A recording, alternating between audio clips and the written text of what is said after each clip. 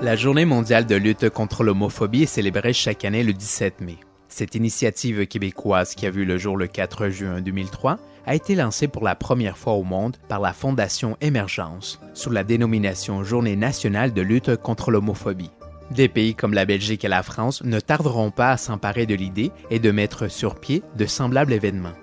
2 ans plus tard, le comité IDAO, de l'anglais International Day Against Homophobia, Journée internationale contre l'homophobie, proposa de changer cette date pour le 17 mai dans le but de coïncider avec le retrait de l'homosexualité de la liste des maladies mentales de la classification internationale des maladies publiée par l'Organisation mondiale de la santé. Ce changement avait lieu jour pour jour 15 ans auparavant, soit le 17 mai 1990. Ainsi, il aura fallu attendre plus d'un siècle d'homophobie médicale pour mettre fin à une telle appellation. Aujourd'hui, cette journée a pour but de promouvoir des actions de sensibilisation et de prévention pour lutter contre tout acte aux propos haineux envers les gays, les lesbiennes, les bisexuels, les transsexuels et les transgenres. Au Québec, la promotion est faite par la Fondation Émergence. Cet organisme a pour mission de promouvoir l'épanouissement des personnes homosexuelles, de favoriser leur inclusion dans la société et de faire la lutte aux préjugés. Pour y parvenir, la Fondation met en œuvre différents moyens d'action, dont la création de matériel éducatif destiné à la population en général. Cette année, la campagne 2009 a pour thème « L'homosexualité n'a pas de frontières ». Son objectif a pour but de sensibiliser la population en général et plus particulièrement les communautés ethnoculturelles de toute origine, aux réalités homosexuelles et à la diversité sexuelle. À ce sujet, le président de la Fondation Émergence et Gay Écoute, M. Laurent McCutcheon, développe un peu plus. La campagne de lutte contre l'homophobie de la présente année qui va se terminer avec la journée de lutte à l'homophobie qui a lieu dimanche, le 17 mai. Donc, l'objectif de cette campagne, c'est d'essayer de rejoindre, d'informer, de sensibiliser tous les gens des communautés culturelles, qu'ils soient de première génération, de deuxième génération. Donc, les sensibiliser aux réalités homosexuelles. Depuis 2003, la Fondation Émergence souligne l'apport important d'une personnalité ou d'un organisme dans la lutte contre l'homophobie en attribuant le prix Lutte contre l'homophobie.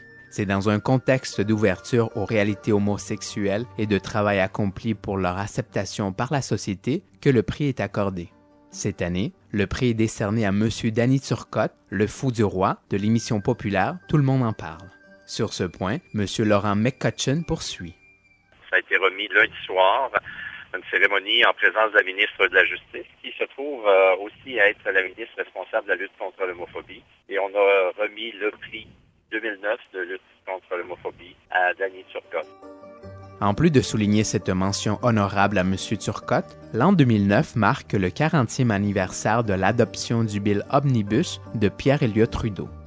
Il faut dire qu'avant 1969, il est interdit d'avoir une relation sexuelle avec une personne de même sexe sous peine d'emprisonnement.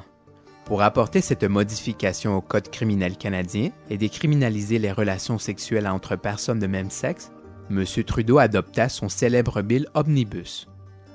Mais au-delà de cette décriminalisation, l'adoption du Bill Omnibus constitue le point de départ du militantisme pour la communauté LGBT. À ce propos, le président de la Fondation Émergence et Gay Écoute ajoute ces mots. À l'époque, c'était un acte criminel que d'avoir des relations sexuelles avec une personne de même sexe.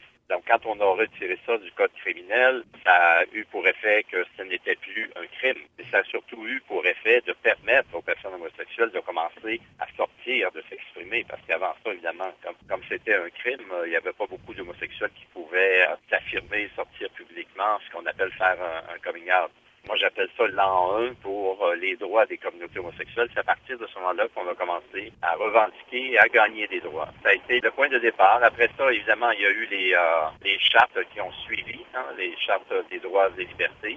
Mais c'était le point de départ. Aller jusque-là, on ne pouvait pas faire rien parce que c'était criminel. C'est drôle parce que ça correspond, on parle souvent dans les communautés gays, on parle des Stonewall aux États-Unis, qui était le mouvement déclencheur du mouvement gay aux États-Unis. Et ça a eu lieu au même moment, au mois de juin 1969, donc ça fait 40 ans aussi, pour les manifestations de Stonewall.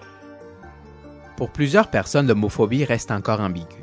Pour mieux comprendre le sens de ce terme, M. McCutcheon explique ceci. L'homophobie, c'est les personnes qui ont de la difficulté à accepter l'homosexualité ou les personnes homosexuelles. L'homophobie, c'est une forme de discrimination. Donc, il y a des gens qui exercent de la discrimination sur la base de la race, de la couleur, de la religion. Et la discrimination sur la base de l'orientation sexuelle, on appelle ça homophobie. Si l'homophobie est une attitude négative, une aversion envers les personnes homosexuelles ou envers l'homosexualité en général, la communauté LGBT du Québec se réjouit de vivre dans la belle province. Cette dernière demeure un des lieux les plus conviviaux pour cette communauté, pour ne pas dire le seul au monde. À cette idée, M. Laurent McCutcheon peint un portrait de la situation au Québec. De façon générale, et puis il faut l'admettre et on en est fiers, nous sommes probablement la société la plus ouverte et la plus accueillante pour les personnes homosexuelles à travers le monde. Je pense pas qu'il y ait d'endroit où le statut de l'homosexualité est supérieur à ce qu'on peut avoir au Québec. Là, on a une égalité juridique, donc il n'y a plus de discrimination dans les lois québécoises. C'est une bonne chose de régler et on a cette égalité depuis qu'on a le droit de se marier, depuis juin 2005. Et il nous reste à obtenir une égalité sociale. Ça veut dire avoir une société où il n'y aurait pas d'homophobie, il n'y aurait pas de discrimination sur la base d'orientation sexuelle. Donc, il y a encore un bout de chemin à faire à ce niveau-là. Donc, ça s'appelle de l'éducation et de l'information et de la sensibilisation. C'est comme ça qu'on réussit à vaincre les préjugés. Pour ceux et celles qui voudraient participer à cette journée de sensibilisation et de lutte, diverses activités sont proposées sur le site de la Fondation au www.homophobie.org. Une en particulier, les organismes Gris Montréal et 00 organisent ce dimanche à 14h un événement de célébration et d'information au parc La Fontaine, près du pavillon Calixa-Lavallée. Sur place, des petites bouchées et des rafraîchissements vous seront offerts. En cas de pluie, l'événement aura lieu au centre Sainte-Catherine d'Alexandrie, situé au 1700 rue Amherst, coin Robin. On demande juste de confirmer votre présence via courriel au 17mai sans frontières@gmail.com. 17 en chiffres, mai comme le mois, sans S-A-N-S et frontières au pluriel.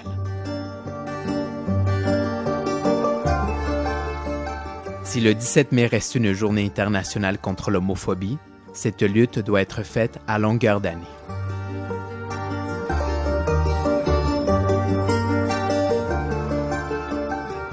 C'était Steve Campos-Wapayan pour Radio Centre-Ville.